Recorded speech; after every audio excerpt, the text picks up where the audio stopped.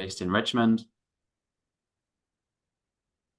My background, is in like college campus climate organizing, joined CCAN last May. So coming up nearly on a year now. Work very much at the moment on Chesterfield gas plant, and that is a big chunk of my work. I will pass it on to Vic.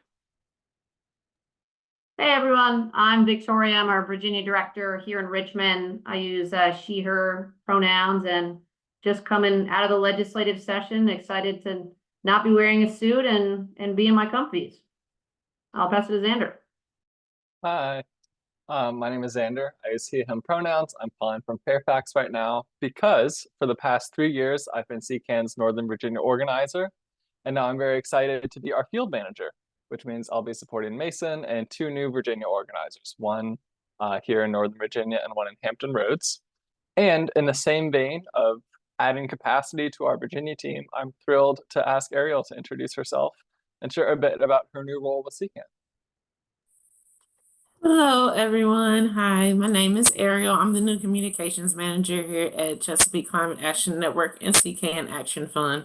I'll be supporting all the great work that you all do across the state of Virginia through writing press releases and media advisory, posting blogs to our website, and also posting that content to our social media pages to amplify everyone's efforts across the state. If you all keep up the great work, I'll keep up the coverage. I'm excited to be here and to continue to, continue to help pass legislation that will help cure and reverse some of the damages being done. So I'm just excited to get to work with you all and happy to be here tonight.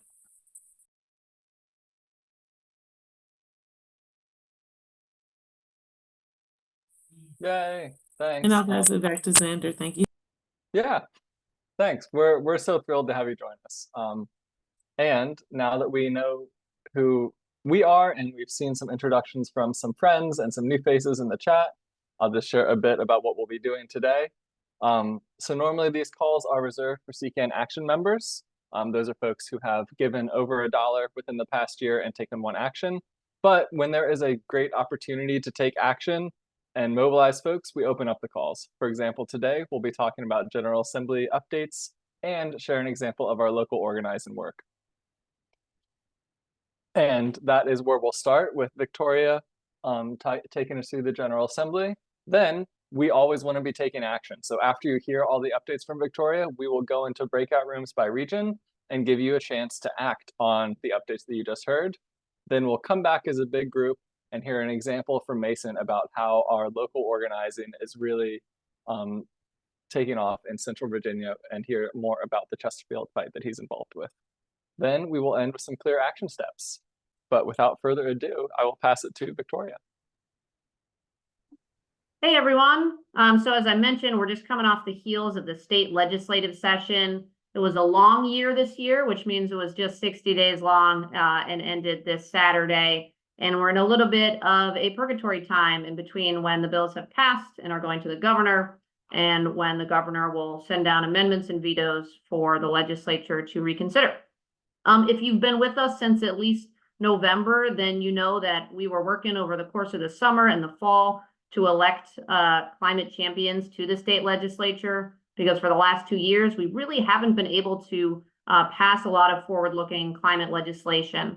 And thankfully, we were successful and we had majorities in both chambers where we're actually able to start moving forward again on some major initiatives.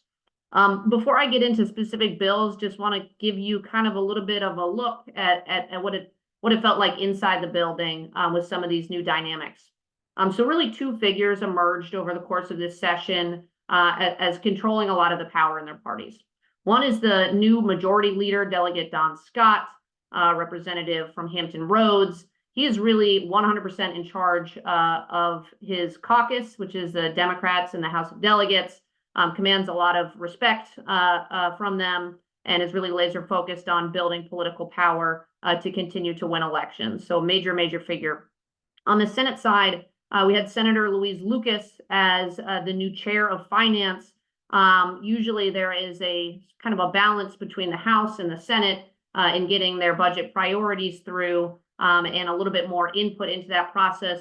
This year, it really was Louise Lucas that was in charge of the budget process. And of course, there were conversations and negotiations that happened, but she was by far the most powerful figure in that process. And for a lot of our climate work, we can only get things done when we really invest in them. So that's important for us.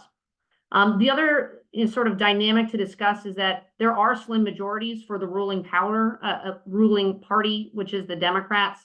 And so they are hesitant to take action on bills that they think are controversial. So part of what we'll talk about later is making sure that we're continuing to advocate for climate issues so that they understand this is a sphere of work that people are really voting on as well. And then unfortunately, in the kind of negative column, if you were following the legislative session in 2023, you may remember there was sort of an unusual coalition that emerged between some Republicans and some progressive Democrats to push back on Dominion's influence over the legislature. And that dynamic was not there this year with these new majorities. So we did see Dominion have 32 lobbyists in the building, and it was tough to get legislation through that they were not in support of. So something to keep in mind as we continue to build power, and just kind of speaks to the necessity of us to continue to build grassroots power when we do have these very well-moneyed corporate interests at play in the building. The next slide, please. We did really get a lot done. It wasn't everything, so I'll talk about some of the things we missed, but CCAN, our supporters, our members, and our partners came together around several initiatives that I'm really excited to tell you about. First is, as you know, as I mentioned, if you've been with us for the last 2 years, we were really in a place of defending our core climate policies for the last 2 years prior to this, and it took up a lot of our capacity. And so in 2022 and 2023 was 100% about making sure that we don't repeal some core climate policies like the Clean Economy Act or RGGI or Clean Car Standards. This year, we didn't have to put that much capacity into those efforts. They were within the first 2 weeks. All of those attack efforts, they were filed, but they were swiftly defeated. A couple other major things that happened. So if you've been following CCAN, you may know that the governor has sort of overstepped his authority to try and remove the state from the Regional Greenhouse Gas Initiative carbon cap and trade market that helps us lower our emissions and invest in flood resiliency and low-income energy efficient housing. The legislature included in their budget language that we must rejoin RGGI. And so again, this budget is going to go to the governor and we'll see what he does with that. But it was great to see the legislature kind of stand up for this core policy that so many of our members have been advocating for in the last couple of years. And there's some precedent to suggest that it may be harder for him to veto or amend that language in the budget as opposed to in a separate legislative vehicle. For the last 2 years, we've been advocating for something called shared solar. And so sorry if I'm repeating anything for folks here, but these are basically small solar arrays that people can subscribe to if for whatever reason they can't get solar on their roofs. And so it's really important in ensuring that everybody has access to clean energy, and it should save you money. Unfortunately, the program we've had for the last 2 years in Dominion actually cost people more to participate in than not, which was a problem. So we've been working to reform that program and create a program in Appalachian Power Territory. We did both of those things. So our state regulators are going to be reconsidering what the bill looks like for participating in the shared solar programs. And we have reason to believe it will be at least significantly lower. And then we do have a new program in Appalachian Power Territory. We know I'm going at light speed and there will be plenty of time for questions right after this, just so you know. We passed a great energy efficiency bill this year. So energy efficiency is really our best clean energy resource because it means we're not using energy at all. We don't need to pour money into infrastructure if we're just using less energy to accomplish what we already accomplished with our electric grid. And so this bill basically asks our regulators to set the most ambitious but achievable energy efficiency targets possible. And it also cuts some kind of bureaucratic red tape that has made it difficult to get programs approved.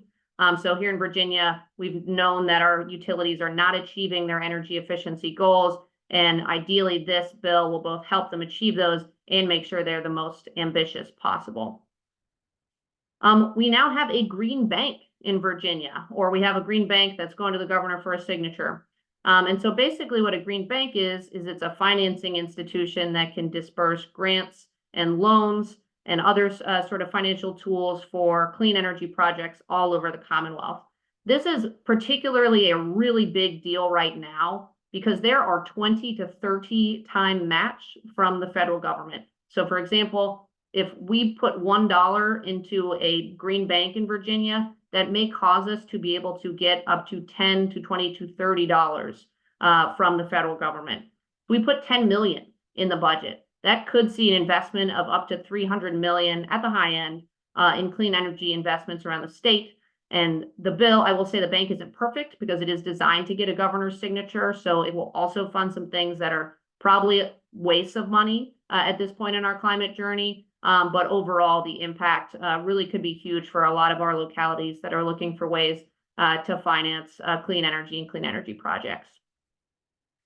A final item is that, here at CCAN, it's been an increasing focus for us to advocate for transit, because while we're simultaneously advocating for electrifying personal vehicle use, we know that not everyone has a car or can have a car, and also that in terms of reducing our transportation emissions, really the quickest and best way to do that while we're still powered electricity through fossil fuels is just to get people out of cars, and certainly not to push more people onto roads.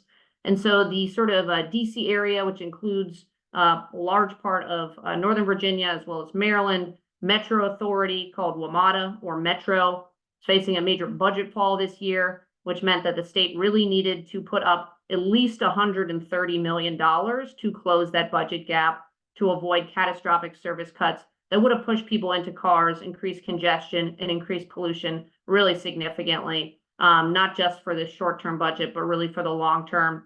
And this was, if you're following the headlines, a big battle in the legislature, but ultimately they came up with more than the sort of baseline ask, which is they ended up at about $150 million.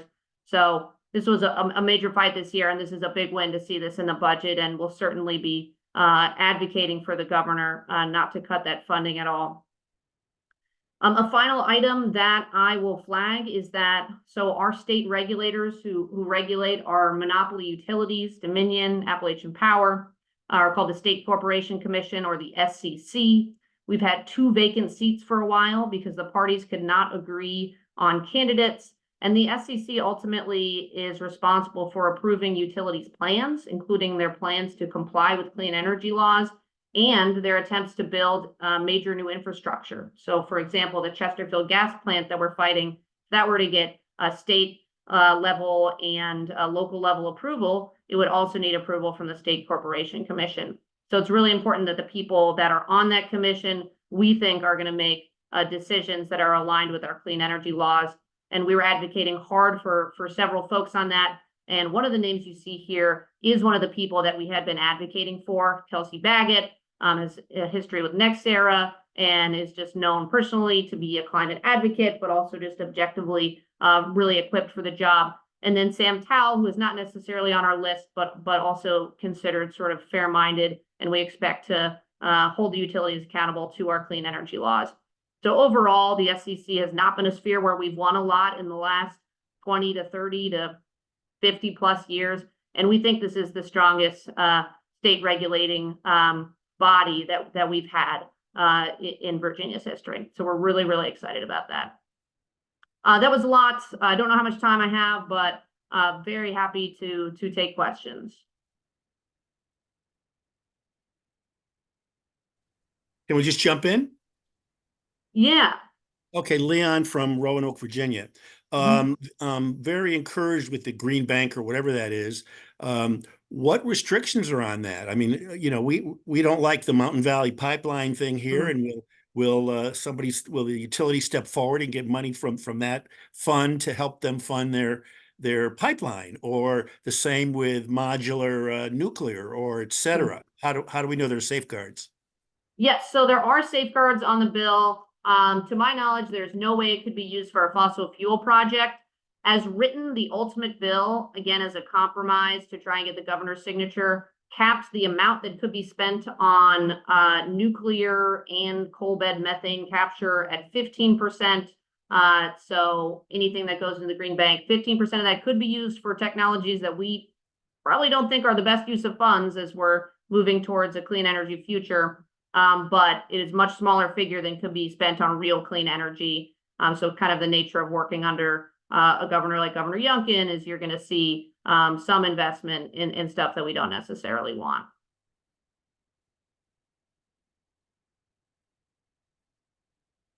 And I will link the final language if you're very curious. Gary, do you want to go ahead?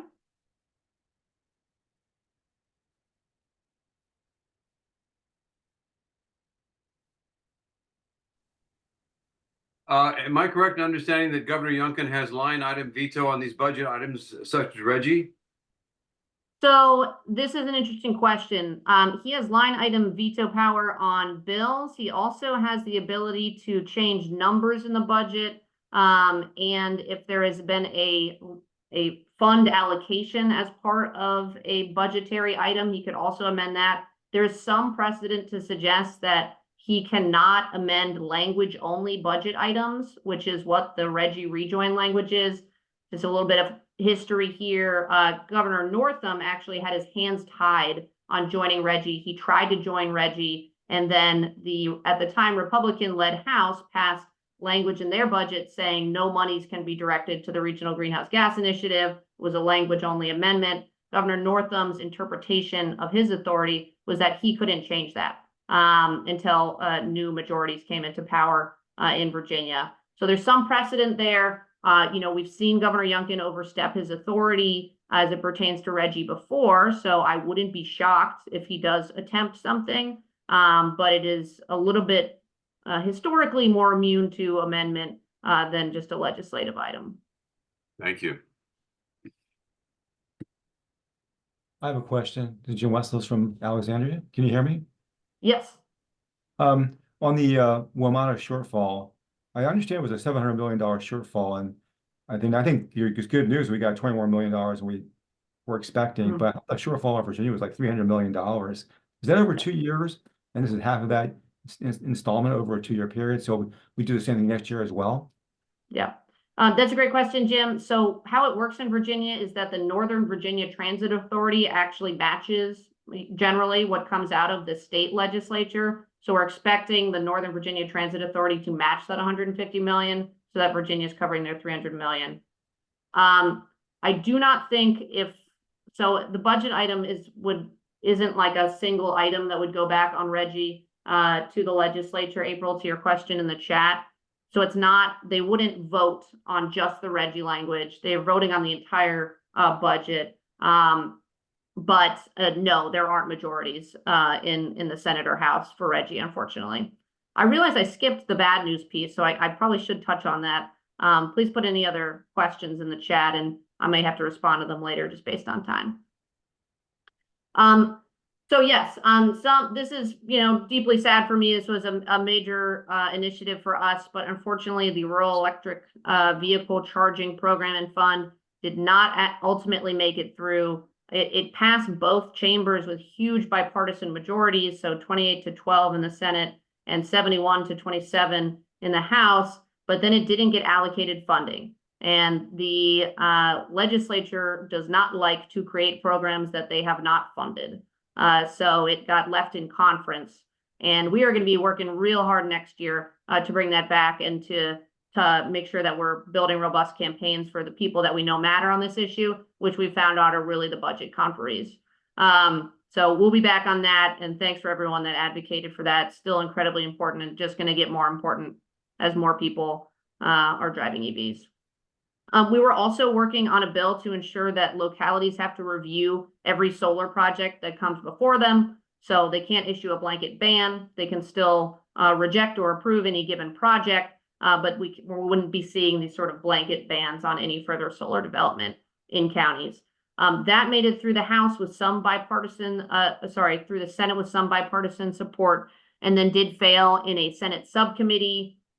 We have immense energy needs in Virginia, and it needs to be clean. So this is an effort that, again, we will be definitely bringing back next year.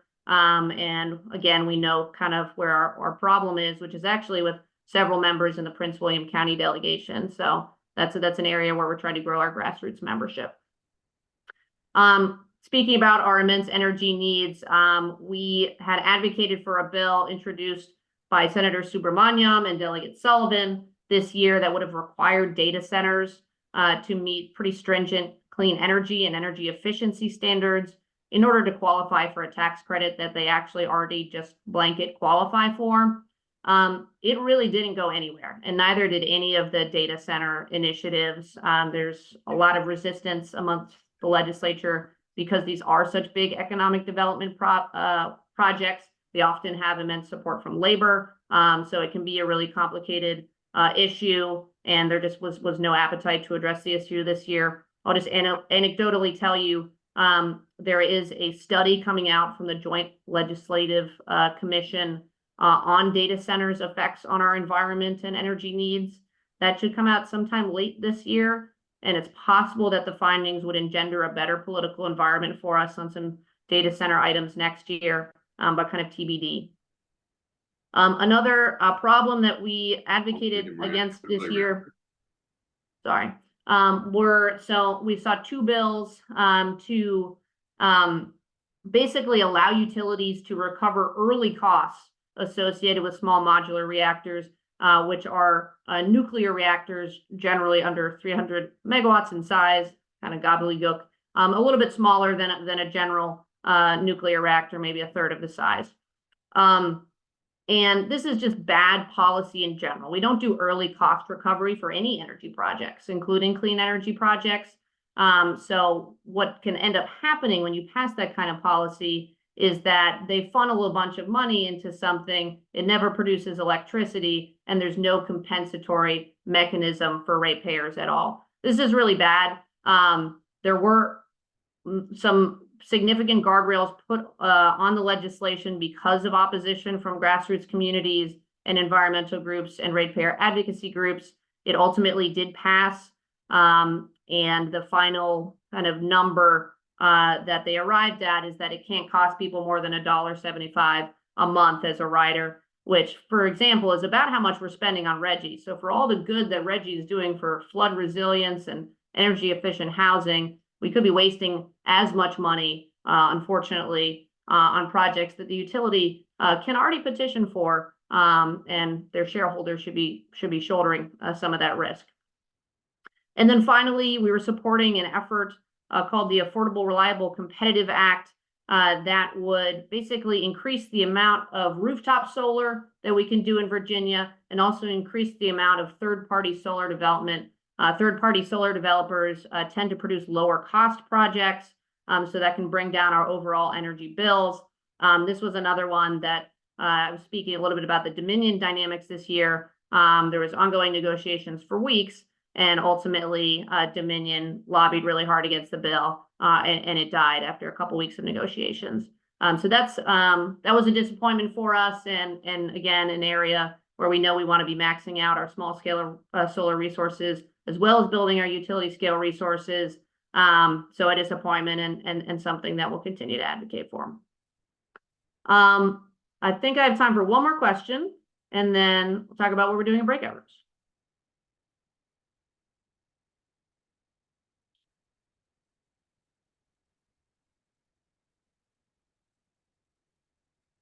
Well, yeah, I'll have Jim Wells. Jim Wells says, I have a question. He says Senator Servo was opposing this Affordable, Reliable, Competitive Act. I guess, we know he took like $300,000 from Dominion, I think, or something like that. Maybe that was part of the roadblock for him, but he tends to be supportive of these kinds of actions, and I'm disappointed at him in this capacity. But maybe this is a dreaded. You give people money, money's not given for free. Maybe that's what's come down to this situation.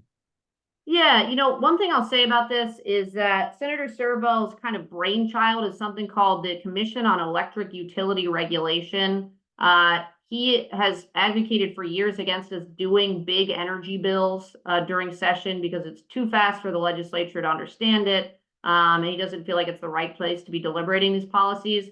And so he's been propping up this separate legislative body that's supposed to meet throughout the year. And he wants, these complex utility bills to go there. So that was part of his reasoning for putting the bill in that direction. That said, some of the issues that were raised by this bill are not necessarily unstudied. They're policies that have been implemented in other states. So still disappointing, but not necessarily surprising considering how much he's been advocating for this separate legislative body for utility policy.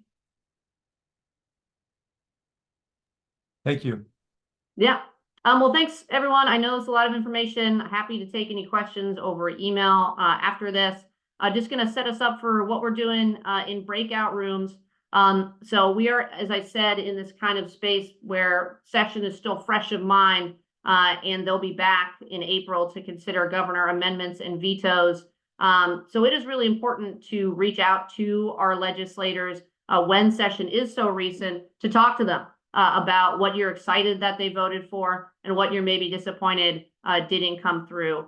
We know that the best way to combat some of the utility lobbying and corporate influence that happens in the legislature is by demonstrating how committed the environmental movement is to our cause. And really the best way to do that is to be communicating regularly with your state legislator and showing up. And one way to do that is to reach out to them now and ideally request a meeting. It can be a phone call or it can be an in-person meeting some point between now and veto session on April 17th to discuss kind of their honestly get their honest feedback about what happened during the session on environmental issues and what they see as the future for it. So is that everything you wanted me to cover on breakout room, Xander? Yes, and that we will be in breakout rooms by your region, and that we have made a toolkit for you, which everyone should have access to view. So what you do is you go and you pick your favorite policy out of what Victoria shared, and again, they're highlighted in the toolkit. And then you will write a sentence or two to your legislator saying, I was so thrilled we passed community solar and I'm excited, and I wish that it would have been even stronger. Can we talk about it but over the next few weeks? And then you send that off. So we'll be in breakout rooms, walking through that toolkit to get those letters out. And then we'll come back and hear from Mason to talk about Chesterfield. And I will open those rooms right. Oh, Mason, Mason just opened the rooms. So we'll be in the rooms and then we'll be back in 15 minutes. All right, welcome back, everyone. Looks like everyone is trickling back in. I hope that everyone was at least able to select the bills they want to talk about and the legislators they're writing to, or find your legislators if you weren't sure. I know my room at least got to that point, and hopefully you all can finish writing those emails and get them sent by the 15th and ask for that really important meeting. And as we said, your local organizer will be happy to chat with you before the meeting, make sure you feel prepared and ready to go in there. All right, time to talk about Chesterfield and the work we're doing there. Xander, can you hit next slide? Thank you. So for those of you who have been on our last few Virginia members updates, or maybe a power hour or a few different meetings we've had recently, I have been giving you brief updates on the gas plant, but I do want to start from the ground up. The plant is being built in Chesterfield County, which is just south of Richmond. And the site specifically is kind of the northeast of the county. I wish I had a zoomed out map here. There is one further on. But just to give you a lay of the land of where Dominion Energy is trying to build this. This star right here is where the plant's going to be. And you can see this is a really awful position for a fossil fuel plant. It's a mile to a house, a couple miles to an elementary school, right by the James River. And they're shipping diesel in on that river as well, which we'll talk about in a bit. And there's a lot of community centers and religious sites nearby too. Really bad choice of site. Thanks, Sam. So the basics of the plant will generate power by burning fossil fuels. So that's primarily going to be methane gas, which all of you may have heard of referred to as natural gas. That is just kind of 80–85% usually methane gas. And from our angle, methane gas is extremely potent as a greenhouse gas. something like 75 to 80 times more potent than carbon dioxide. So it is trapping in a bunch of heat. It's horrendous for the climate. And this plant, although it has been branded as what's called a peaking plant, that does imply that it should only be running sometimes, Dominion has actually filed for this to run 37% of the year, which in my mind does not sound like sometimes, and also does not fall in line with the actual definition of a peaker plant. It's way above that, more than twice that. Next slide, please. So some of the health impacts of the plant. This plant is going to be emitting a few different types of pollution. One of them is nitrous oxides that you may have heard of. Nitrous oxides are linked to inflammation of the airways, reduced lung function, and the other symptoms that you see listed here. Next slide, please. And the one that is really brutal from this plant is the huge amount of particulate matter 2.5. And that 2.5 just refers to the width of the particles coming out. So 2.5 microns wide. And that's tiny. That's way less than a human hair. So those particles are so small, they can get in the bloodstream. And that is why they're linked directly to things like cancer. You see lung cancer, heart disease, preterm birth, low birth weight, and a bunch of other pretty awful health outcomes. Next slide, please. And on the topic of health outcomes, all the things you see listed here in bullets are different outcomes that are going to increase in incidence if this plant gets built. And when you add up the impact economically of all these different health outcomes, just the cost to the county is going to be between $9 and $23 million per year. Next, please. And then if you look at the Virginia-wide level, which I thought was important for this call tonight, it goes up even higher, right, to between 18 and 46 million per year. And this plant, Dominion is wanting to operate for like 35 years. So forecast that out. Back in 2019, Dominion said this plant would cost 600 million to construct.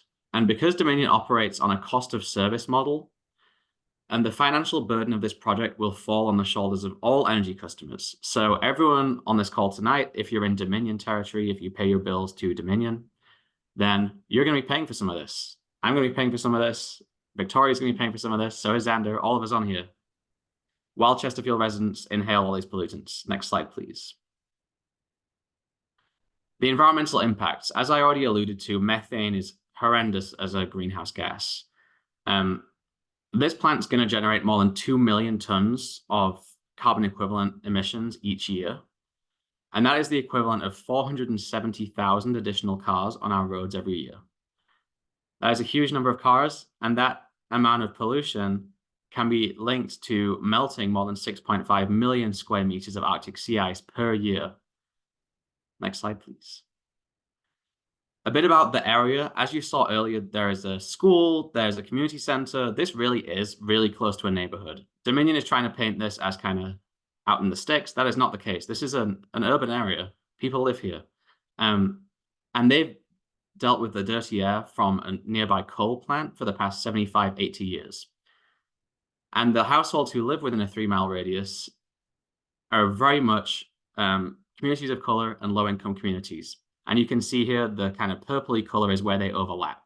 So there's a lot of compounding factors here, and a lot of that is the legacy pollution from the coal plant too that isn't even accounted for in this map. Next slide, please. Really quickly, I'm not going to read this whole slide, but CCAN did commission a report back last year, towards the end of last year, from an independent consultant, and they found that we can meet the growing demand in Virginia. We've talked a lot about data centers and this huge explosion in energy demand, but we can still meet that with clean energy if we're smart about it. If we reduce demand where we can, if we get enough clean energy on the grid, there are ways of doing it. And if you're interested, you can head to ccan.link/Gabel, and there's an executive summary page that kind of says it nicely in one page if you'd like to read that. Next slide, please. So what is the process here? There's 3 main processes needed. The county zoning permit, and that's what we're working on stopping right now. Dominion has filed a draft air permit with the Department of Environmental Quality, and that is a process that everyone across the state can get involved in, right? That's a statewide process. That's currently paused because they're waiting to hear from the county. So all eyes are on the county right now. And then finally, there'll be approval by the State Corporation Commission, and there's going to be issues coming up there. Next slide, please. In terms of timeline, we think the Planning Commission will hear this May or June, and then the Board of Supervisors in June or July. Sorry, we're going quickly here, but we will provide these slides in the recording afterwards. What are we doing? So we've been out base building, we've been canvassing, we've been tabling, we've been hosting community events. We're doing some of the outreach where Dominion is not, right? So you can see Victoria and myself down in the bottom right here at one of our earliest community meetings that we had. Dominion was actually in the room next door, and we booked the room next to them. Sorry, Victoria, was the only one of this event. And we're reaching the community when Dominion is not. And just a few weekends ago, Senator Hashmi hosted a town hall. That's the picture on the left. And we had over 100 people turn out for that. So the community really is listening and paying attention to this. And we've been doing our best to reach out in English and Spanish too, even though we don't really have Spanish-speaking staff. We've been getting volunteers involved. And with the help of the Climate Equity Working Group and Lauren, who's on this call, we've been able to do some of that work too in both languages. Next slide, please. What can you do? Really quickly, we're coming up on time. But if you do live in Chesterfield, please contact your county supervisor. And in addition, contact Jim Holland, who is the swing vote on this issue. He's now the board chair. So as a resident of Chesterfield, he should be taking into consideration your opinion, regardless of where you live. So please write to him.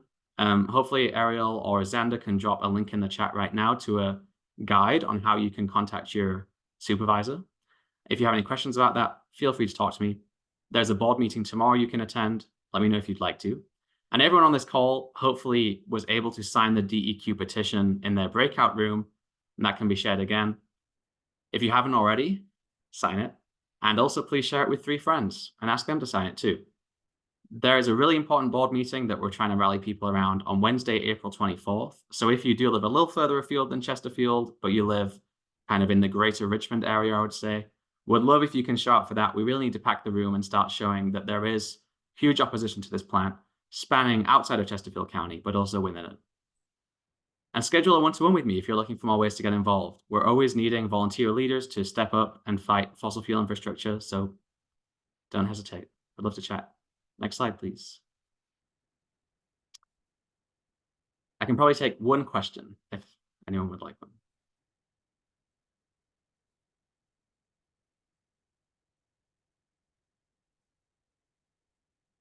Oh, I have one question. Nobody, but Jim West says Northern Virginia. What can we do to help? I mean, to me, this is crazy, as you've articulated very well.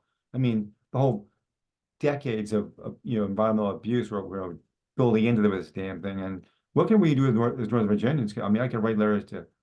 I mean, how can I help? I'd be happy to write or craft a note if that would be helpful to somebody. Yeah, well, this huge demand, right, is coming from data centers, and that is an issue that's really is centered in Northern Virginia, unfortunately, and increasingly also in Henrico County down here. But to answer your question, we would love to get some more media out there from people like yourselves talking about how Virginia residents are being asked to shoulder the costs, both by their health and by their pocketbooks, of huge corporations building out data centers. So that's something that we really need to do. And if you connect with Xander, he'll be happy to maybe then connect you with me and we can talk a bit more about that. But really, the DEQ process will also be statewide, and you can expect, obviously, to hear from us once there's ways to get involved in that. Jim, happy to follow up. Would love to talk more about that. I will wrap it up. We're over time now. But thanks, everyone, for listening. Sorry that was such a whirlwind, but hopefully you're up to speed now in Chesterfield. Yay, thanks, Mason. And I'll also just reiterate that can sign the statewide petition if you haven't already, and continue to boost it and share it. And then it'll go out in the follow-up notes too. So thank you all so much for sticking with us. I want to wrap us up with 2 quick slides. The first is to highlight that I really appreciate all of the work that you all have done. CCAN is a grassroots organization, and it's so exciting to see everyone here sharing their voices and to know that you're taking action throughout the year. And I want to explicitly say that we are also looking to grow our Action membership program. Like we said at the top of the call, An action member is someone who has taken one action over the year and donated at least $1. And this is the type of programming and calls that we share with action members. Like I said, this was a special open preview of one. And after having this call, can folks raise their hand if they are interested in becoming an action member, or if you already are one?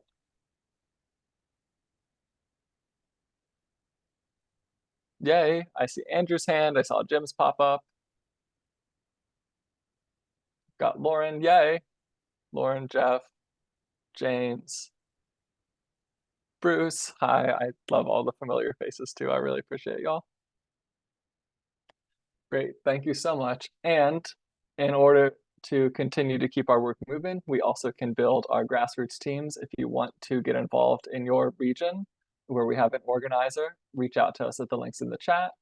And as a reminder, tonight, sign that Chesterfield petition, and by the end of this week, send off those emails. The template will be in the notes that get sent out with the recording probably tomorrow. So thank you all so much for joining us tonight. I'm going to close us out and say, have a good night, everyone, and we'll be in touch.